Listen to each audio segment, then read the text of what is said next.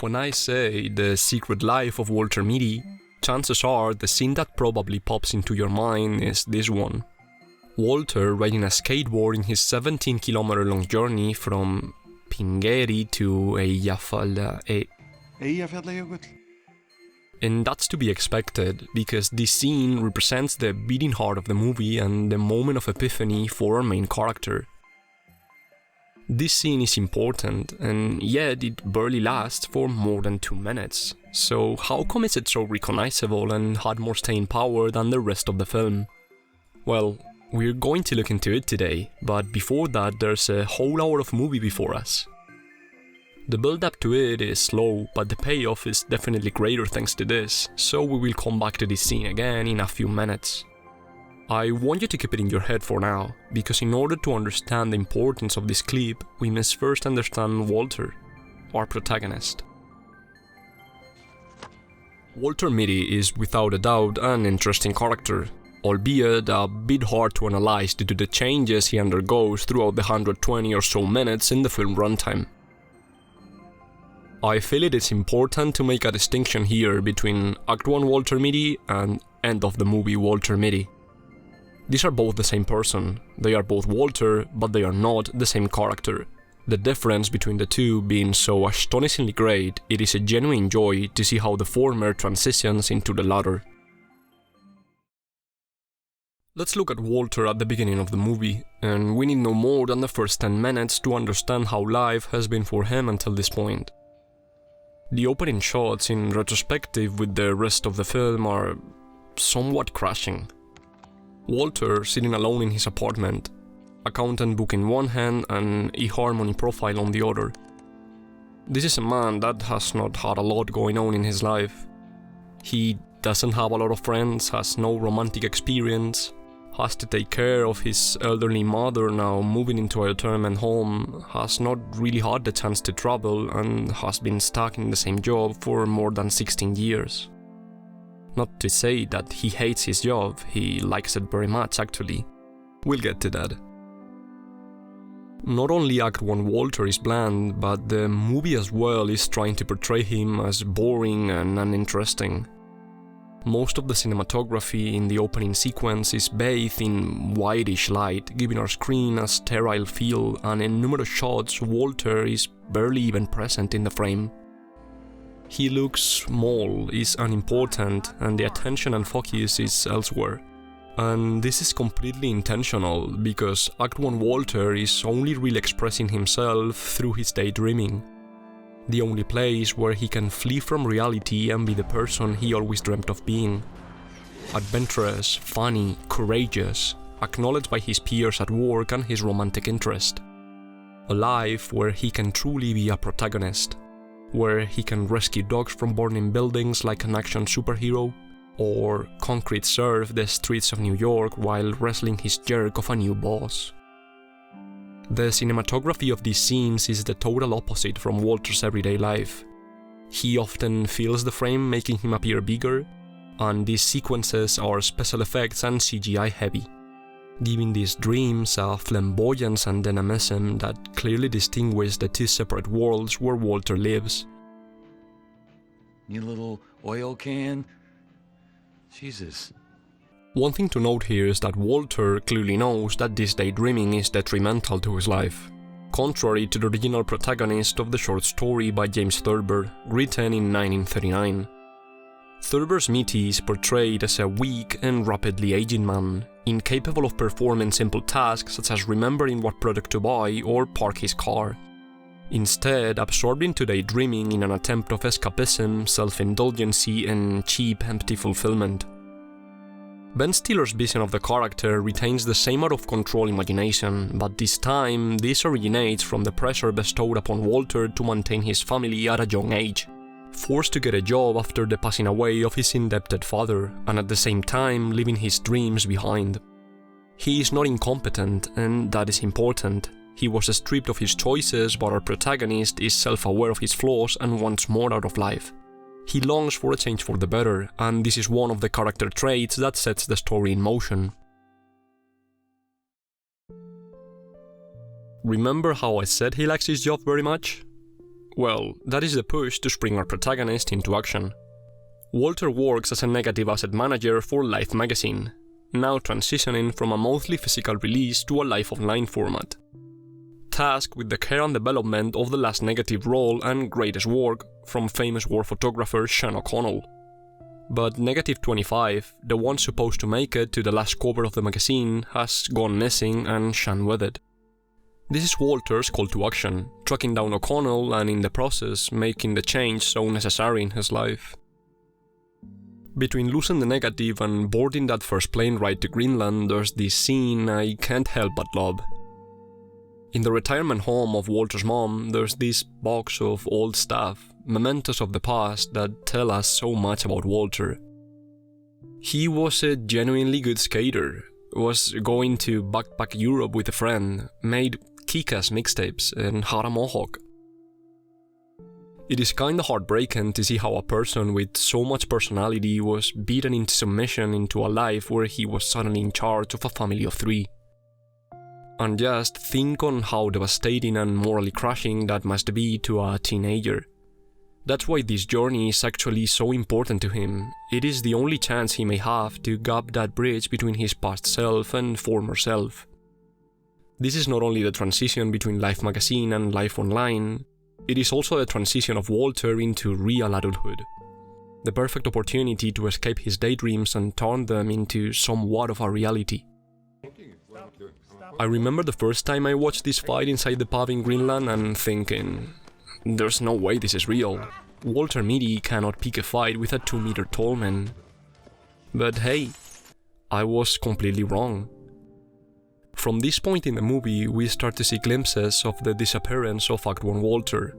The story this time starts to move because of him, not despite of him, and the daydreaming sequences prevalent in the first part of the film become fewer and less bombastic. Looking back at the scene I showed at the beginning of the video, we can now really feel the character growth and emotional impact longboarding through Iceland really meant for him. It is the first time in more than 20 years the opportunity arises where he doesn't feel the need to escape or become someone else. While riding that longboard, it's the first time where just being Walter is enough. It is in this exact moment where we can pinpoint the transition of our protagonist into a greater version of himself. And you need no more proof of this than the clip where he rides a taxi cab and he wanders into daydreaming again, picturing himself as a host in the Conan O'Brien show. This time, snapping out of the dream himself, rejecting the last remnants of the person he was and he did not want to become. This is the last time we will ever see him daydreaming in the film. No CGI, no special effects. Reality does not need escaping anymore. Moving on in the search for Negative 25, the next time he gets on a plane, he will not do it because of fear of losing his job or trying to become someone different. He will board the next flight out of newfound self-respect and the responsibility bestowed upon him by his peers and family. In the process, reaffirming himself as the only person in control of his life, and learning to make meaningful connections with others. By the end of the movie, we catch a glimpse of Walter's email inbox, in a beautifully sweet moment where we can truly see the changes this adventure has had on him. Remember the first scene of the movie, Walter sitting alone in his apartment. Well, he is not alone anymore. And I think this is the greatest and most important change that distinguishes a sad man struggling through life between a confident person needed by those around him.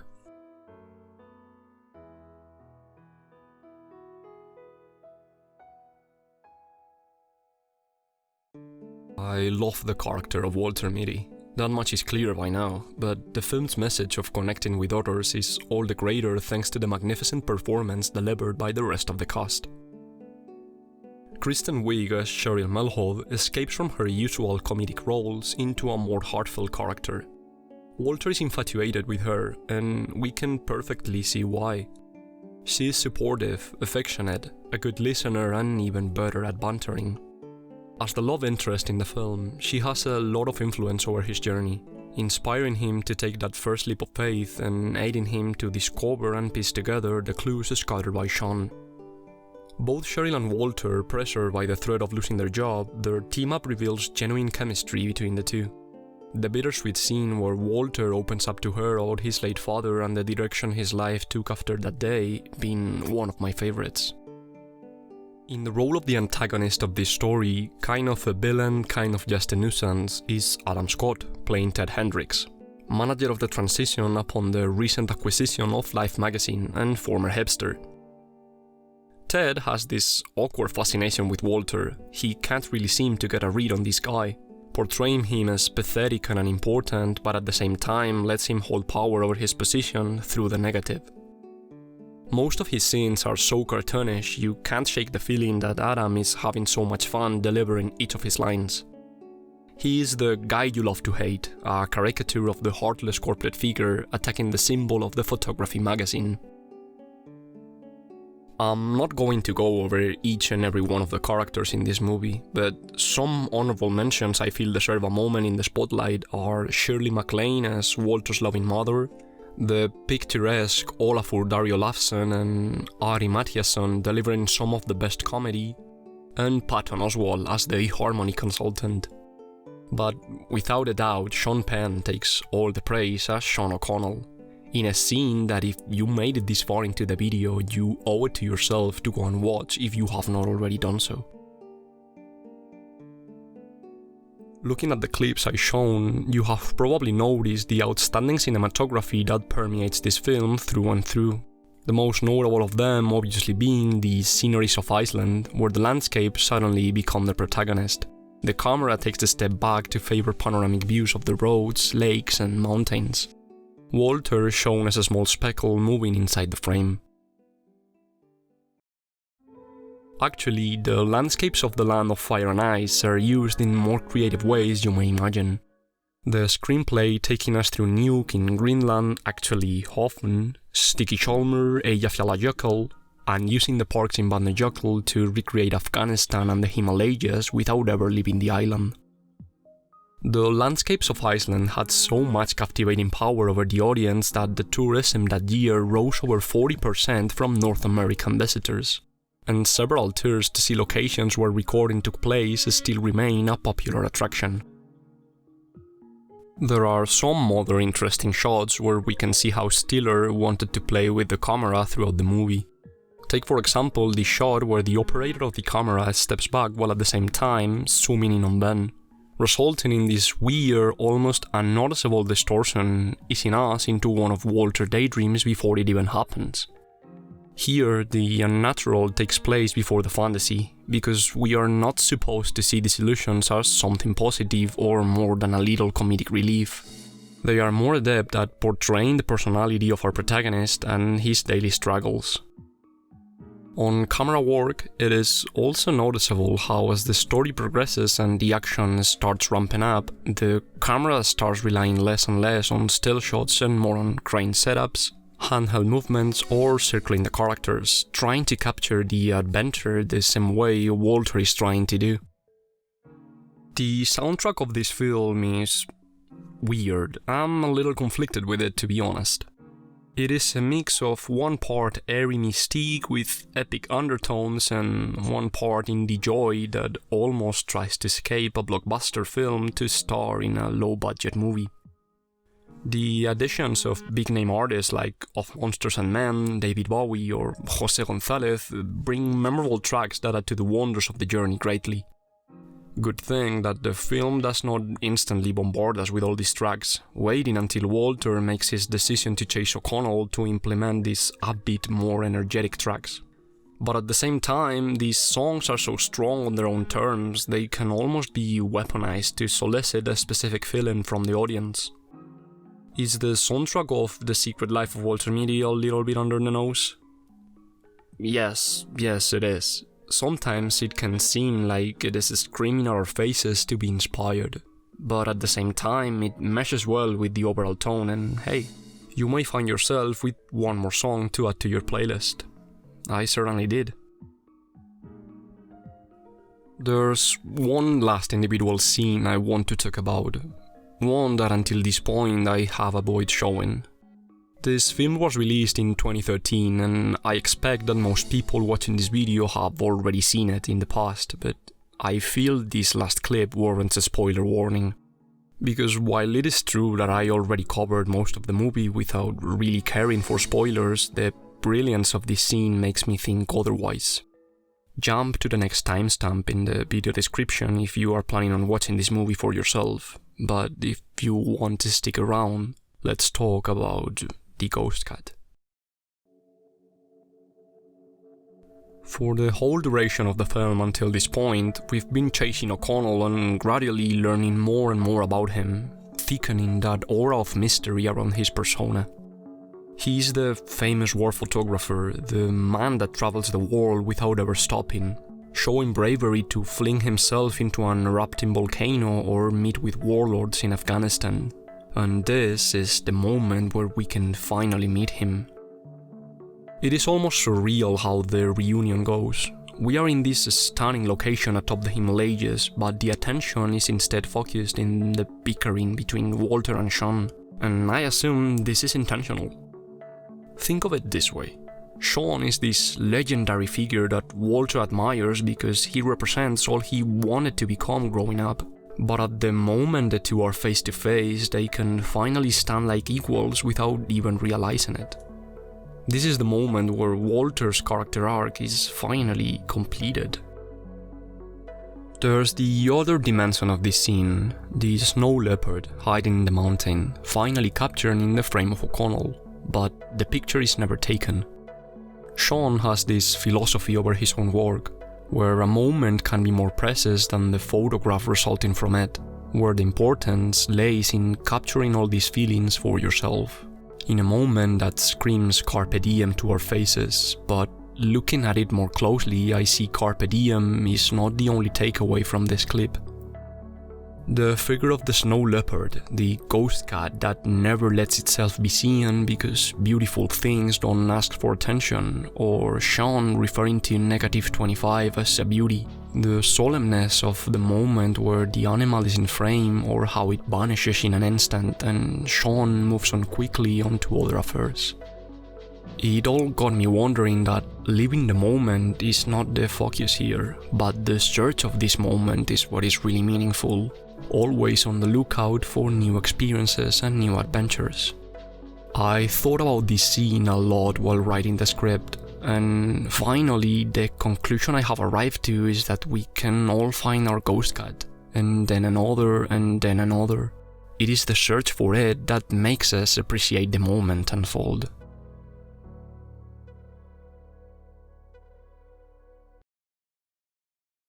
Let's not pretend I don't understand why this movie was slashed repeatedly by critics when it released.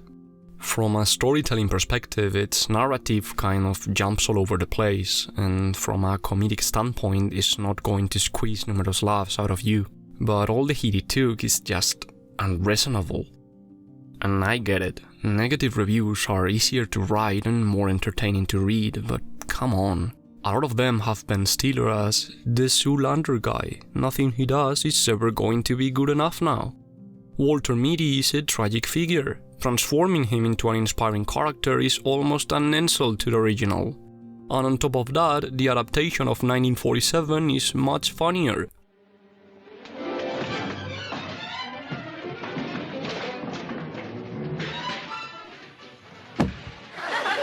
Man, fall down. Funny. Here, you have taken a passion project, feeling like some vision from an art student that made it to the general public, in a sea of Hollywood blockbusters that say nothing and go nowhere, and lampooned it over and over again in a style that to me only says, we as film critics don't want to see something different. Of course this movie is not perfect and it's not going to be for everybody, but in an age of film where being cynical is easier than being sincere, it is commendable how The Secret Life of Walter Mitty delivers its message. As the motto of Life magazine goes, to see the world, things dangerous to come to see behind walls, to draw closer, to find each other and to feel. That is the purpose of life. And that is a message that I feel more than a few people in this world really need. Look, at the end of the day, I'm just a guy talking into a microphone because I saw a film I liked very much. But when I first saw Walter skateboarding through Iceland, jumping into a helicopter about to take flight, or hiking through the Himalayas, I felt genuinely inspired. It got me to try out new things, visit new places, and take on new adventures. Hell, I wouldn't be a guy talking into a microphone if it weren't for this peak.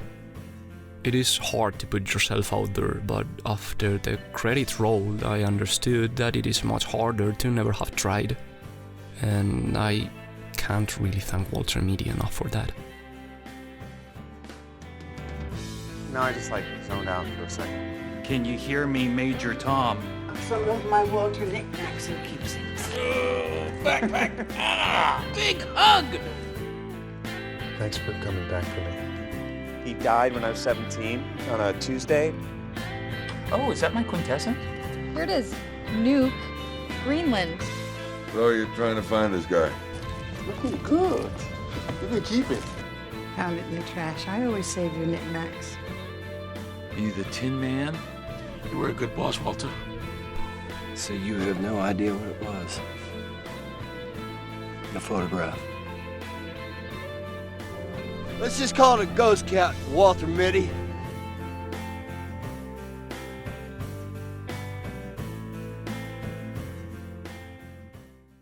Hey, thank you very much for watching this video, and I really hope you enjoyed it and found it entertaining. If you want, you can drop a like or subscribe, and I would really love to hear your opinion, so a comment, I'll love to read it. I have a Twitter and an Instagram now, and I'm posting news about the new videos I'm making. I'm trying to be a little bit more active in them, but, well, you know, it's kind of weird. But yeah, that's all I have to say for today, so thank you very much again. Stay safe. Es una toma. Vale.